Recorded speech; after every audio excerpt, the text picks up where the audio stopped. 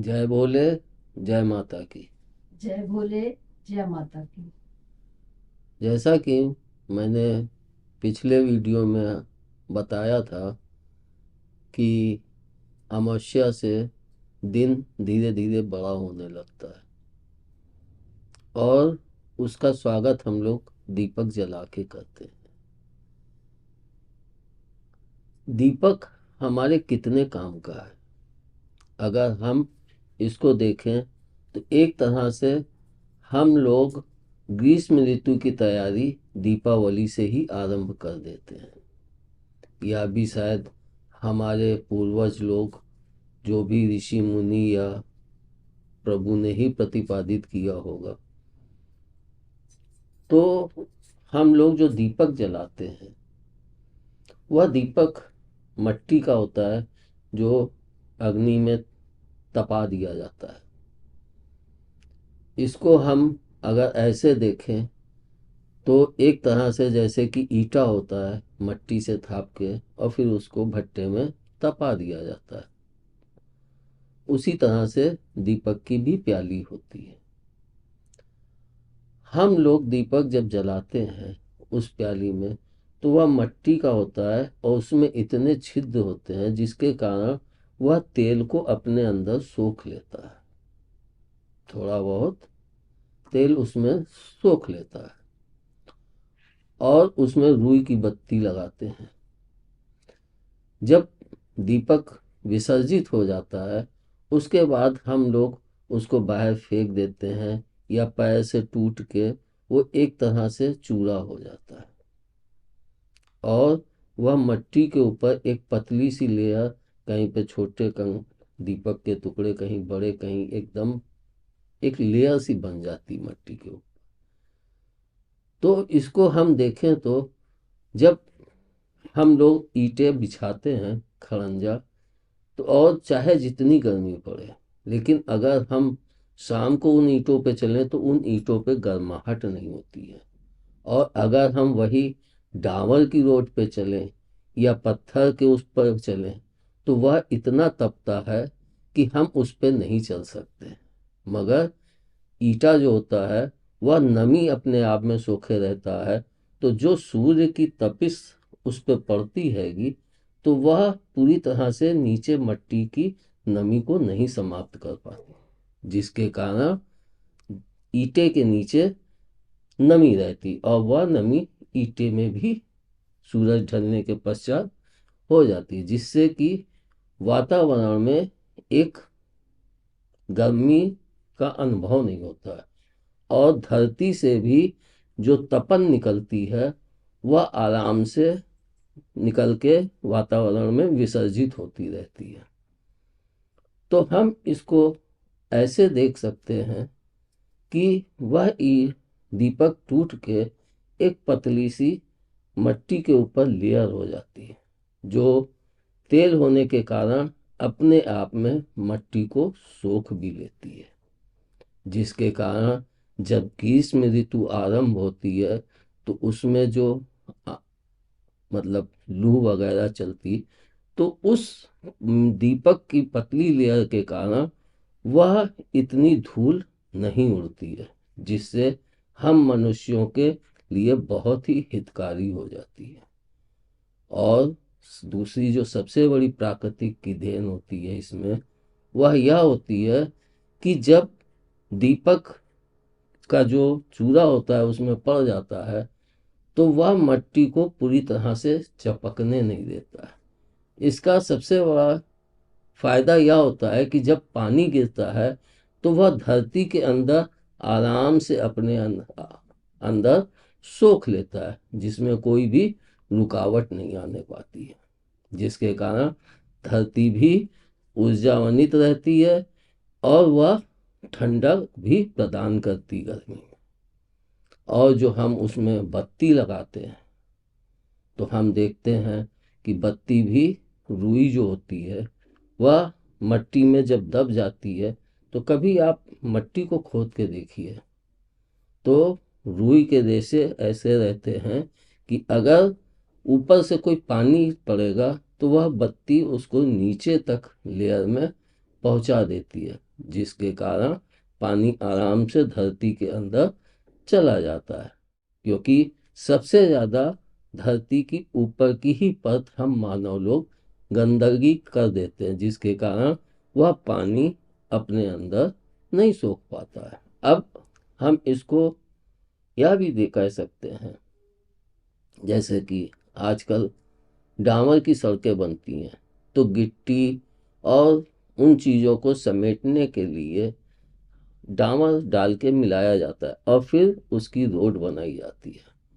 उसी तरह से दीपक में भी जब उसका चूरा हो जाता है, तो वह जो तेल उसमें सूखा होता है वह एक तरह से डामर का ही काम करता है और वह अपने में उस मट्टी को सोख लेता है। इसको हम और अच्छे से यूं भी समझ सकते हैं, क्योंकि दीपक अधिकतर हम लोग उन स्थानों पर जलाते हैं जहाँ पे हम लोग निवास करते हैं, ना कि खेत खलियान में या कहीं अलग ऐसी जगह नहीं जलाते हैं। वहाँ जलाते हैं जहाँ पे मानव समाज निवास करता है।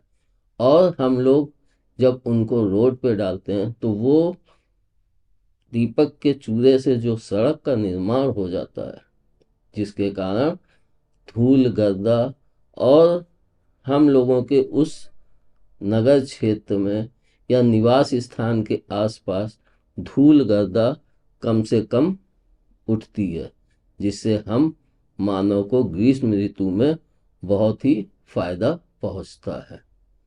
तो हम यह सब देख के कह सकते हैं कि प्राकृतिक हमें ग्रीष्म ऋतु की तैयारी दीपावली से ही करवाना प्रारंभ कर देती है। यह सब हमारे पूर्वजों की ही देन है।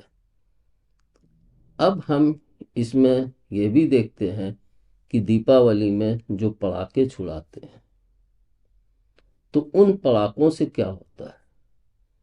जो पटाखे होते हैं उनकी ध्वनि तेज होती है और वह ध्वनि ऐसी होती है क्योंकि नगर के अंदर वायु प्रदूषण तो जो होता है वो तो होता ही है, लेकिन आजकल ध्वनि प्रदूषण भी होता है। पहले भी ध्वनि प्रदूषण होता था।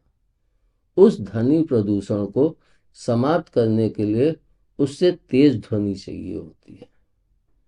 तो जब हम लोग पटाखे छुड़ाते हैं तो उसके कारण वह ध्वनि प्रदूषण भी कुछ कमी आ जाती है, जिसके कारण हमारे दिमाग को काफ़ी शांति मिलती है। लेकिन यह मत सोचिएगा कि ध्वनि प्रदूषण को समाप्त करने के लिए, जैसे आजकल युद्ध चल रहे हैं तो बम गिरा दिए तो बहुत तेज आवाज़ हुई तो वहाँ का पूरा ध्वनि प्रदूषण ही समाप्त हो गया।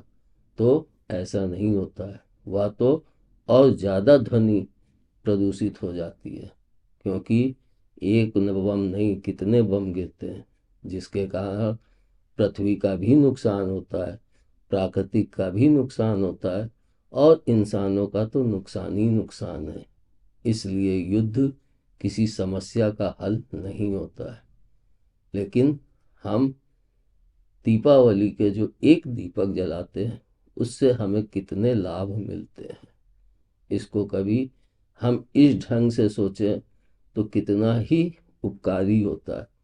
और हमारे धर्म में भी प्रत्येक कार्य में दीपक का महत्व वर्णन किया गया है, क्योंकि बगैर दीपक को प्रज्वलित किए हमारी कोई भी पूजा का आरंभ ही नहीं हो सकता है। इसलिए दीपक पूजा में तो आवश्यक है ही है, मगर दीपक विसर्जित होने के बाद हमारी प्राकृतिक के लिए कितना उपयोगी होता है, जिसके कारण धरती को पानी भी आराम से सोखने को मिल जाता है और हम लोगों को धूल गर्दा से भी निजात मिल जाती है। इसलिए आप लोग जब भी दीपक जलाएं तो मिट्टी का ही जलाएं। उससे हम प्राकृतिक को भी सहयोग प्रदान कर रहे हैं और अपने इस मानव समाज के लिए भी एक स्वस्थ वातावरण का निर्माण करने में कुछ अंश तो सहयोग करते हैं। तो हम लोगों को दीपक अवश्य जलाना चाहिए।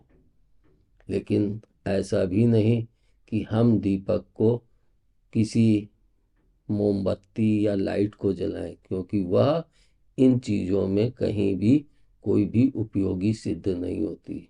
इसलिए हम दीपक जब भी जलाएं, कड़ू तेल का जलाएं और प्याली में जलाएं।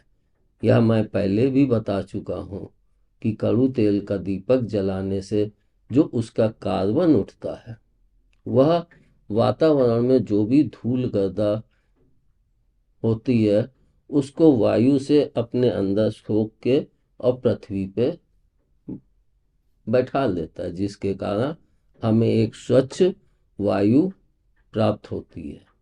इसलिए दीपक जलाएं और मट्टी का ही जलाएं। हम यह भी देखते हैं कि अमावस्या को हम दीपावली मनाते हैं, मतलब प्रकाश उत्सव अमावस्या से आरंभ करते हैं और इसके ठीक 15 दिन बाद जो पूर्णमासी पड़ती है, वह दिन हम लोग देव दीपावली के नाम से मनाते हैं। उस दिन हम लोग नदी के किनारे दीपक प्रज्वलित करते हैं और मेला भी लगता है। दीपक नदी के किनारे प्रज्वलित करने का भी सबसे बड़ा कारण यही होता है कि उन दीपकों के जो टूटने या मिट्टी उसके कारण जो नदी का जल प्रवाहित हो रहा है, वह धरती के अंदर अच्छी तरह से पर्याप्त मात्रा में सोख ले, जिससे कि हम इंसानों को पानी की प्राप्ति धरती माँ से प्राप्त होती रहे।